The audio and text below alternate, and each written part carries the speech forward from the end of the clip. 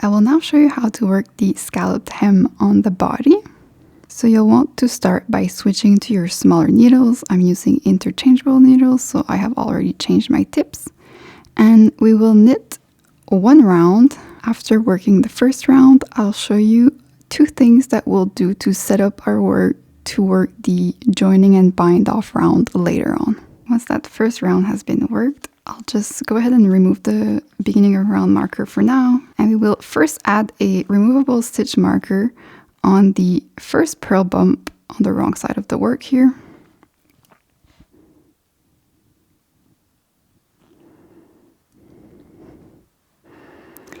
And we will also insert a lifeline through all the stitches in the round. So just make sure to use a yarn of a contrasting color and preferably something just a little bit smaller than the yarn that you're working with. I have threaded my yarn onto a tapestry needle. Now I will just go through all the stitches that are currently on the needle using the tapestry needle and making sure that we leave a bit of a tail here. And the piece of yarn that you're using should be larger than the circumference of your body, just to make sure that we can thread it through all the stitches on the needle and have some yarn tails left.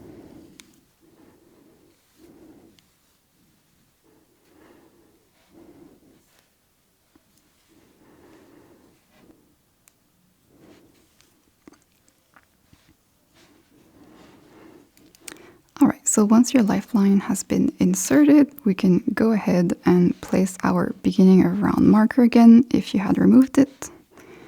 We'll just get the lifeline out of the way, and essentially it's going to be very useful later for when we will do the joining and bind off round. It's going to help you to find out which purl bump to pick from and where to start with the stitch marker that we inserted.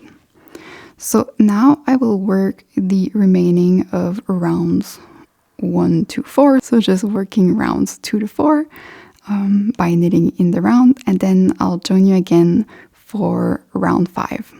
Now on round 5, we will start creating the scallops on a 6 stitch repeat.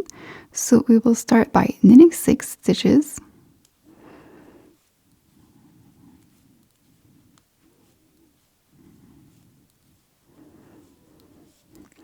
Then we will turn the work, make a double stitch. So with yarn in front, I will slip this stitch to the right hand needle, pull the yarn on top of the needle and bring it back between the needles to start purling. So I will purl 4 stitches.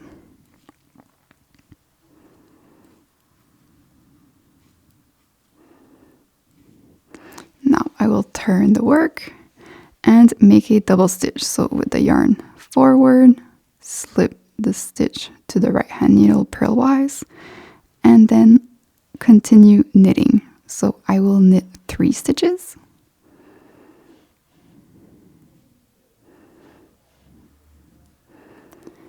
Turn the work, make a double stitch, purl 2 stitches, turn the work, make a double stitch, and then knit 3.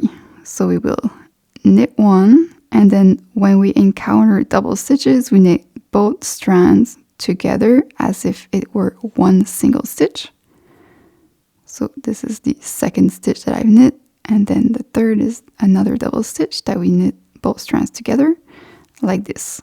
So this is the repeat that you're going to work all the way until you reach the beginning of round. On round 6, simply knit all the way to the beginning of round, and whenever you encounter a double stitch, just knit both of the stitches together as if it were a single stitch. On round 7, we will go at the back of the fabric and spot the second purl bump below the stitch on the left hand needle. So this is the first one, this is the second one. I will grab the purl bump with my right hand needle, put it on the left hand needle, and then knit it together with the first stitch on the left hand needle. And now I will knit 5 stitches and repeat. So you will see that our scallop is beginning to form like this. Now we will knit all stitches across the round twice for rounds 8 and 9, and then I'll show you how to join and bind off. Alright, we're now ready to do the joining and bind off round, and to do that I'm just going to flip my work here to show you a few things. So you can see our removable stitch marker here that is marking a purl bump, so the first one that we'll have to work into. And then you can also notice it might be a bit difficult actually to see your lifeline because it does tend to pop out better on the right side, but when you're on the wrong side you can kind of stretch the fabric like this to find your lifeline. And you'll notice that the lifeline is below the round where we are going to be picking up these stitches. So to get started, we will start with the first purl bump here that is marked with the stitch marker. So you can go in with your right hand needle, pick up this purl bump and put it on your left hand needle. At this point you can remove the stitch marker.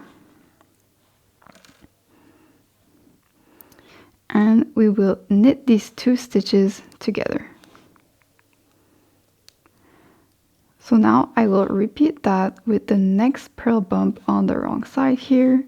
So these are going to be the U-shaped stitches. So the next one is the next one over that is on top of my white lifeline here. So I pick up the purl bump, put it on my left hand needle and knit it together with the next live stitch that was on my left hand needle.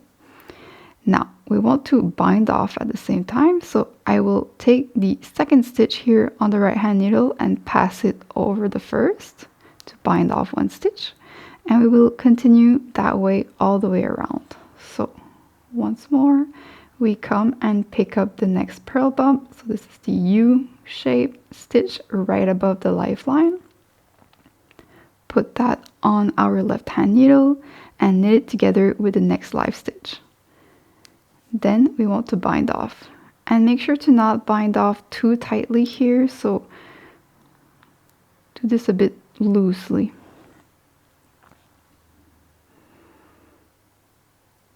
So we'll continue that way all the way until the end, and at the end I will have only 1 stitch remaining on my right hand needle. Once you have 1 stitch left on your right hand needle, you can go ahead and break or cut your yarn and pull the yarn through that last stitch. And that's it. It is normal now that it's rolling up like this, but you can like take the scallops and the fabric and kind of pull like this a little bit. This will loosen up here where we joined, so that should help a little bit. And then of course when you block it and pin it, it should lie nicely flat. And then you can also go ahead and pull out the lifeline.